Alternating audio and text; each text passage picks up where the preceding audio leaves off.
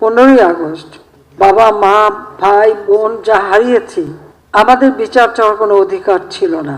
কিন্তু আওয়ামী লীগ যখন সরকারে এসেছে তখনই এই বাংলাদেশের উন্নতি হয়েছে। কোটা আন্দোলন হয়েছিল 2018-তে, আমরা এটা মেনে নিয়ে বাতিল করে দিয়েছিলাম কোটা পদ্ধতি। পুরো জুন মাস চলে গেল।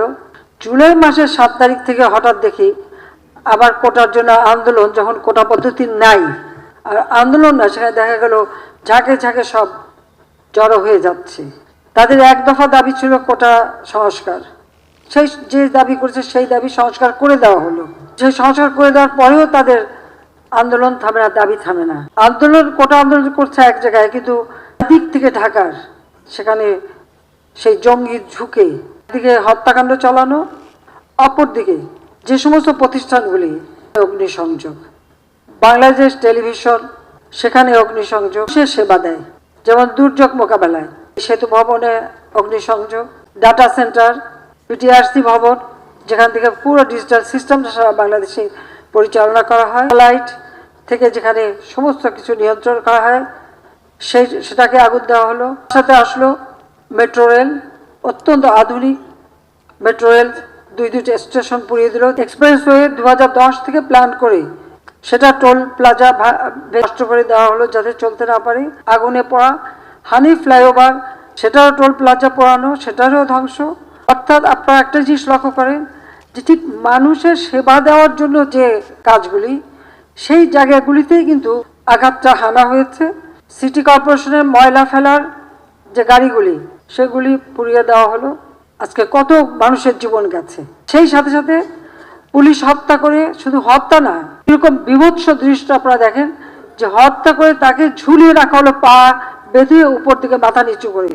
তো পুলিশের উপরে আক্রমণ, কত গাড়ি পুড়িয়ে দেওয়া হয়েছে। র্যাবের গাড়ি চালাচ্ছে তাকে যেভাবে মারা, আর আওয়ামী লীগ কোথায় থাকে তাকে মারো। মসজিদের মাইক ব্যবহার করে মিথ্যা অপবাদ দিয়ে মানুষ ডেকে নিয়ে এসে তারপরে এই নারকীয় কাণ্ড চালানো হয়েছে এবং এ পর্যন্ত অনেকগুলি মৃত্যুর খবর আপনারা পেয়েছেন। বাংলাদেশে আসার পর থেকে আর 75-এর পর থেকে তো আমরা শুধু লাশের মিছিলই পাচ্ছি, দেখছি। এবারেও প্রায় 200-এর উপর মানুষ মারা গেল। দোতলা বাড়ির মধ্যে জানলার কাছে ছেলেটা, তার গুলি লেগেছে, বলে হেলিকপ্টার থেকে গুলি লেগেছে। আপনারা বলেন হেলিকপ্টারের গুলি ঘরের মধ্যে ঢুকবে কিভাবে?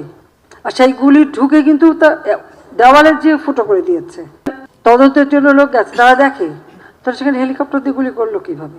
আবার সব থেকে আধুনিক ফায়ার ব্রিগেডের যে গাড়িগুলি সব পুড়িয়ে দিয়েছে, মানুষগুলিকে মেরে তাড়িয়ে দিয়েছে। তখন বাধ্য হয়ে হেলিকপ্টার থেকে আমরা পানি দিয়ে সে আগুন নেভাতে চেষ্টা করলাম। সেই সময় আবার অনেক জায়গায় পুলিশ আটকা পড়লো, তার নিচে আগুন দিয়ে দিয়েছে, পুলিশ উপরে ছাদে বসে আছে, খবর দিল, আমরা হেলিকপ্টার দিয়ে তাদের উদ্ধার করলাম। শুধু পুলিশ কেন, অনেক জায়গায় বিভিন্ন বিল্ডিংয়ে যে সমস্ত কর্মকর্তারা আটকা পড়েছে, আমরা হেলিকপ্টার দিয়ে দিয়ে তাদেরকে উদ্ধার করেছি। একটা জিনিস গেলে আবার গড়ে তোলা যায়, কিন্তু একটা জীবন গেলে, প্রাণ গেলে তো আর ফিরে পাওয়া যায় না। আর যারা আপনজন হারিয়েছে, যে মা তার সন্তান হারিয়েছে, যে সন্তান যার বাবা হারিয়েছে, তাদের কষ্ট আর কেউ না বুঝুক, আমি তো বুঝি। কারণ আজকে এই আগস্ট মাস আমি তো সেই বাবা মা ভাই সব হারিয়ে সেই ব্যথা বেদনা কষ্ট নিয়েই এই বাংলাদেশে ফিরে এসেছিলাম। নিজে ছোটো ছোটো বাচ্চাদের মাতৃস্নেহ বঞ্চিত করে কেন? বাংলাদেশের মানুষের জন্য, যে এই দেশের মানুষের সুন্দর জীবন পাবে, উন্নত জীবন পাবে। এই যে এতদিন এত শ্রম দিলাম কষ্ট দিয়ে, নিজের দিকে তো তাকাইনি, নিজের ছেলেমেয়ের জন্য কিছু করিনি, যা কিছু করেছি মানুষকে দিয়েছি।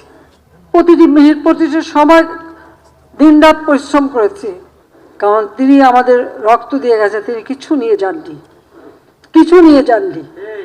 আবার কি এক টুকরো কাফনের কাপড়ও নিয়ে যাননি। তার গরিব মানুষের জন্য ওই রেড ক্রসের মাধ্যমে যে কাপড় দিতে, সেই কাপড়ের পাড় ছিঁড়ে তারপর সেই কাফন দেওয়া হয়েছিল। আর আমার মা ভাই তাদের কাউকে কোনো কাফন দাফন কিছুই দেওয়া হয়নি। কাজে তারা কিন্তু কিচ্ছু নিয়ে যায়নি, দিয়েই গেছে।